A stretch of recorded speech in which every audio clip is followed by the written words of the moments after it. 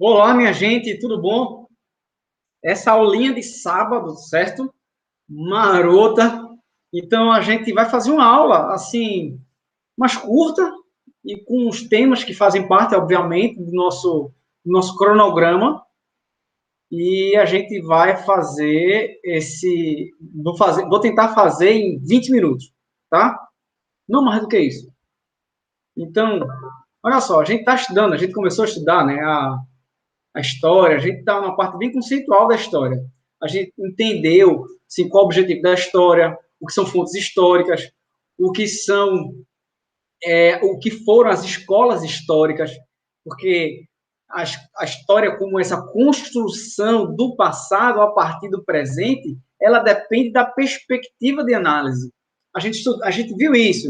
Por exemplo, se a gente for fazer se a gente for fazer uma análise do passado a partir do ponto de vista da, da escola metódica positivista, a gente vai ter um objetivo, as perguntas a esse passado vão ser uma.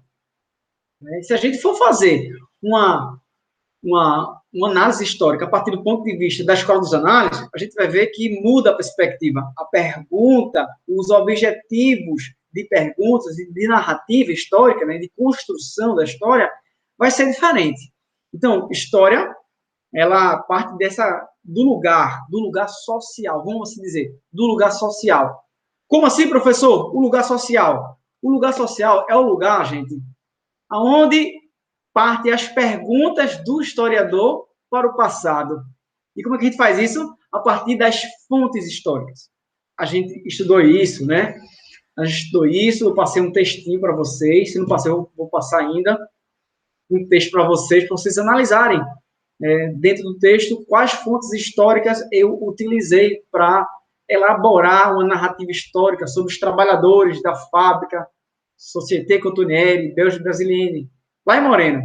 Né? Enfim, essa parte conceitual, eu acho que a gente está construindo legal, né?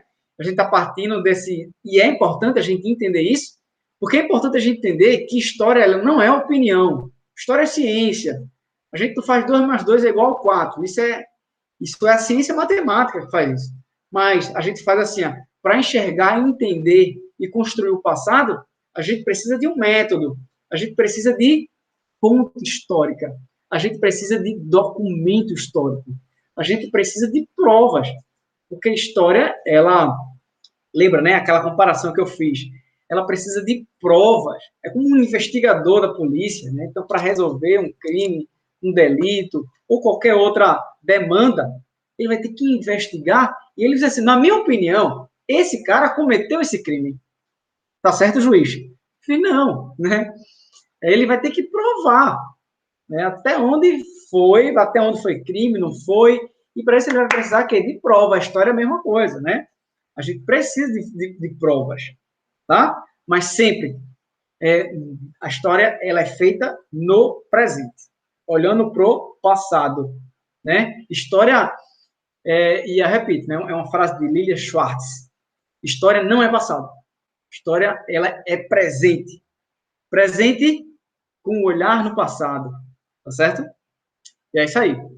Então, eu acho que um breve resumo, né, dessas nossas aulas que a gente está fazendo. E agora, gente, vamos ver 2 tópicos aqui que são importantes para o nosso caminhar dentro da história é, no ensino médio, que a gente está fazendo é isso, né? Então, primeiro, vamos fazer uma linha do tempo aqui, eu coloquei uma linha do tempo da divisão tradicional da história, certo? E aí, por que tradicional, professor? Porque isso aqui, muitas vezes, elas não são muito aceitas, né? Assim, nesse novo modelo de fazer história.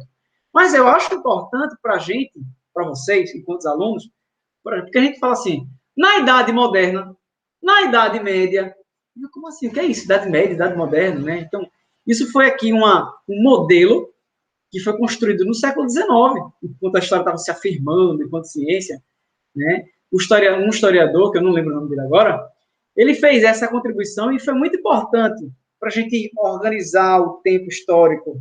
A gente organiza o tempo histórico. Então, se liga. Então, nessa periodização, nessa divisão tradicional da história, você tem do aparecimento da escrita, quando tem o aparecimento da escrita, a gente fala que se inicia a Idade Antiga. Para trás é a pré-história.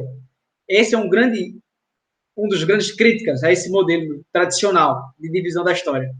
Por quê? Então, quer dizer, professor, que pré-história quer dizer antes da história. A história aparece, a história começa com a Idade Antiga. Não, é uma grande crítica. A gente tem que ler isso, aprender essa linha do tempo e tem que saber também criticar. Então, a pré-história é história também, tá? É história também. Então, tinha homens? Tinham, né? Tinha sociedade? Tinha. De alguma forma, tinha, né? Tinha vida, tinha sociedade, tinha cultura, tinha religiosidade. Então é história, tá? E, inclusive, no nosso tema mais na frente, a gente vai começar a estudar pré-história. E esse termo, né, pré-história, ele pressupõe antes da história. Então, a gente usa, mas usa assim, criticando. Olha, esse termo pré-história, ele tem que ser relativizado. Por que pré? Quer dizer, antes? Então, aqui nos Homens das Cavernas, quer dizer que isso não era história. Percebeu? Então, a gente vai analisar com esse olhar crítico. E é isso que a história manda para a gente, né, gente? A história mostra para a gente. Lembra, né? É o olhar além do alcance, né? Thundercat, né? O olho de Tandera. A história faz isso com a gente. Ela nos dá essa visão além do alcance. Essa capacidade de ler quem eu sou, de onde eu vim, o que é a humanidade. Será que isso realmente é assim, natural? Ou não é uma construção histórica? A gente vai discutir muito sobre isso, tá? Então, dentro dessa divisão tradicional da história, tá? Tem a Idade Antiga, que começa aproximadamente no ano 3100 a.C. E essa é uma data que é muito variada, né? Então não se tem uma precisão, né? Alguns dizem que é 5.000 anos antes de Cristo, aqui já aparece 3.100 anos antes de Cristo, né? Porque faz muitos anos, não tem documentos históricos precisos, então se trabalha dentro dessa possível data. Beleza? Se tivesse uma data, o primeiro documento histórico escrito, aí sim não tinha o que falar, estava aprovado. Mas aqui existem ideias, né? Possibilidades, tá? Então, a Idade Antiga. A Idade Antiga a gente vai estudar são as civilizações, as grandes civilizações. A gente vai estudar o Egito, Mesopotâmia, os reinos africanos. Então, isso que a gente entende como grandes civilizações, as primeiras civilizações, as primeiras formas de Estado. Então, Idade Antiga. A Idade Média, ela começa, a gente vai estudar isso, a queda do Império Romano. O Império Romano, ele quando cai, aí existe uma data para isso. Essa data também é uma data, né, assim, que foi fixada para grudar aqui na nossa, nessa nossa periodização, né? Essa data é questionada também por muitos historiadores, mas vamos lá. Então, com a queda do Império Romano, você tem início a Idade Média. O nome Idade Média, a gente vai ver, né? Quando a gente chegar aqui, a gente vai estudar a Idade Antiga, Idade Média e Idade Moderna. Quando chegar na Idade Moderna, a gente vai ver por que esse nome Idade Média. Guarda essa pergunta, tá? Então, é uma idade, é um período da história muito voltada para o estudo da Europa. Um período muito ruralizado, um período de forte domínio dos senhores feudais. Os grandes proprietários de terra vão exercer um poder muito grande, né? Enfim, a Idade Moderna começa com a tomada de Constantinopla, a capital do Império Bizantino. E a Idade Contemporânea tem início com a Revolução Francesa e se dá até os dias atuais. Então, essa cronologia, bem a grosso modo, para a gente definir o que seria essa divisão tradicional da história, que é para a gente se situar nesse tempo, tá, gente? Nesse tempo histórico. Percebam, né? Isso aqui é uma criação de historiadores para dividir e organizar o estudo do tempo histórico, o estudo das sociedades, certo? O estudo do homem no tempo ou nos tempos. Belezinha? Então, ó, divisão tradicional da história. Certinho? Bem rápido, né? Outra questão que a gente trabalha hoje, e eu vou começar e depois eu termino isso aqui, é sobre a origem da vida. Afinal, como foi que surgiu a vida, né? De onde veio o ser humano? Olha a pergunta cabulosa, né? Onde foi que veio o ser humano? De onde veio? Por que veio? Como estamos aqui? O que é a Terra? São perguntas de cunho filosófico, né? Que podem levar a gente a vários lugares. Depende da perspectiva. Depende de onde eu estou analisando. Se eu sou um cristão convicto, né, e vou analisar a partir de um discurso cristão, eu vou dizer assim, não, foi Deus que criou. Está lá no livro da Gênesis. Deus criou o mundo em 6 dias, né? No sétimo ele descansou. Mas se eu pego, por exemplo, os povos maias, ele vai dizer outra coisa. Uma teoria da criação também, onde os deuses maias eles construíram um mundo que vieram de uma perspectiva mais voltada para a agricultura, ligado à terra, e construíram o mundo. Se eu pego outras religiosidades, eles têm outras explicações. Mas, professor, mas qual a certa? Aí está no campo da fé, né? Então, se está no campo da fé, né, da criação de um Deus ou de alguns deuses, de divindades, então a gente é crença. Então, a gente tem fé, a gente acredita no que a gente quer. É assim o que é. Fé é isso. Eu não preciso provar minha fé.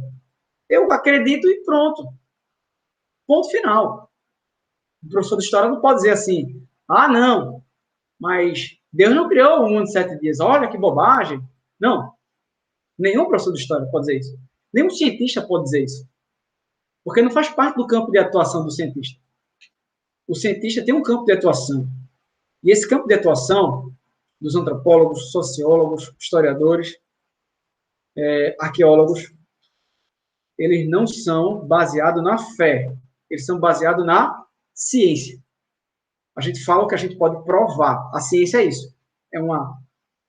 É um conjunto de métodos e análises criada pelo homem. Tá? O homem que cria a ciência. Então, dentro da ciência, a gente fala o que a gente pode provar. Então, por isso que a história não trabalha com a teoria da criação, e sim com a teoria da evolução. Por quê? Porque a gente tem achados arqueológicos que provam, por exemplo, que os primeiros seres humanos eles surgiram há milhares, milhões de anos atrás na África. Que o homem passou por um processo evolutivo. A gente vai estudar isso melhor. Teoria da evolução. Então, o homem, os homens, a humanidade, ela passa por um processo evolutivo. Ah, professor, eu não acredito nisso. Aí, assim, é um fato. Existem provas, existem fósseis. Né? Se você.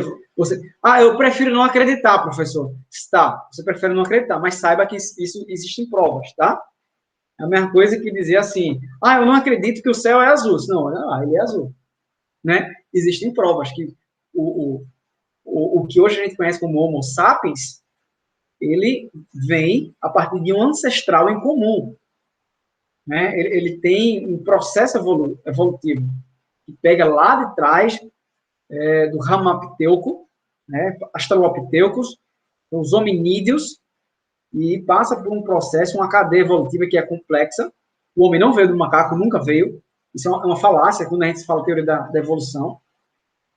O homem tem um ancestral em comum com os outros primatas, tá? Mas o homem não veio, o macaco não evoluiu para o homem, não foi assim, tá? Isso é uma falácia, isso é uma mentira que se repete muitas vezes. A gente vai estudar sobre isso. Mas aí a ideia, gente, é mostrar a vocês o seguinte, que a teoria da evolução, ela está, como eu costumo dizer, né, numa plataforma. Que plataforma é essa? Ela se baseia na ciência. Tá? Então, é o que eu posso provar a partir de fontes históricas. A teoria da criação, ela está em outra plataforma. Plataforma da fé. É aquilo que eu creio, o que eu acredito. Professor, qual acerta? O homem foi criado por Deus, ou por deuses, ou evoluiu, né? Aí, você que vai me dizer, né? Você que vai acreditar. Agora, seria bem legal, né? E é importante a gente fazer isso, a gente fazer essa divisão, tá? Qual a origem do homem?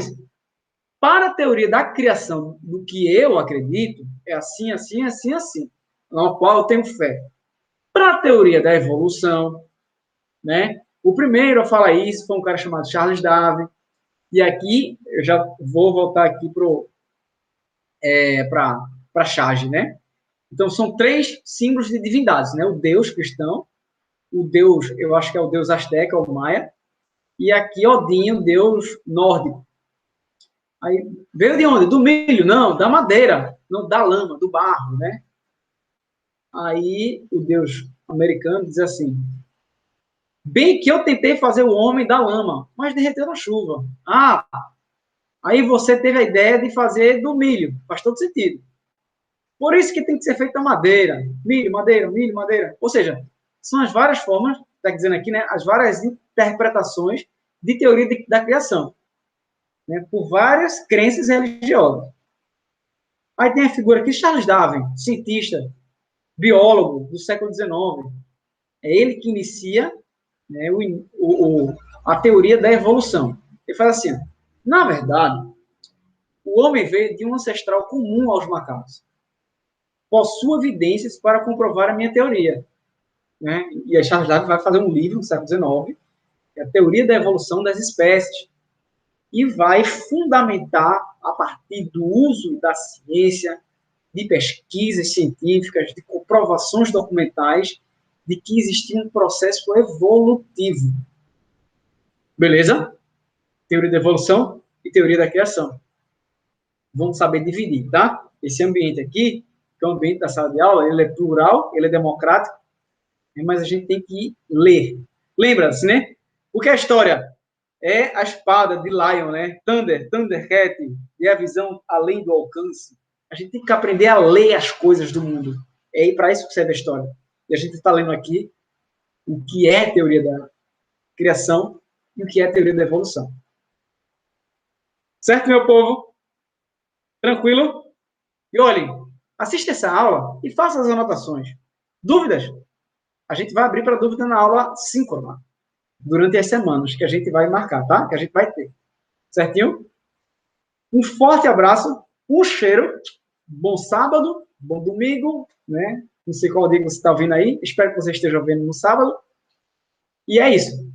Um forte abraço e até mais. Deixa eu desligar aqui, interromper a gravação.